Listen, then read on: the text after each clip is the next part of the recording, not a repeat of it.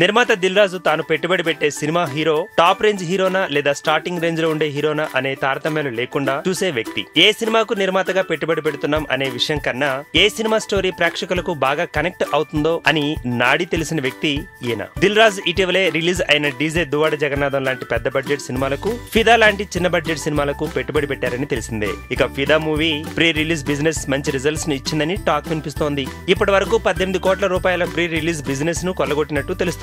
ఇక Nizam area rights వల్ల 5.50 కోట్లు, సీడెడ్ రైట్స్ కు 3.50 కోట్లు వచ్చినట్టు తెలుస్తోంది. ఇక ఆంధ్ర ప్రాంతంలో సుమారు 7 కోట్లు, ఇక రెస్ట్ ఆఫ్ ఇండియాలో చూసినట్లయితే 2 కోట్ల రూపాయల బిజినెస్ ను సాధించింది ఫిదా.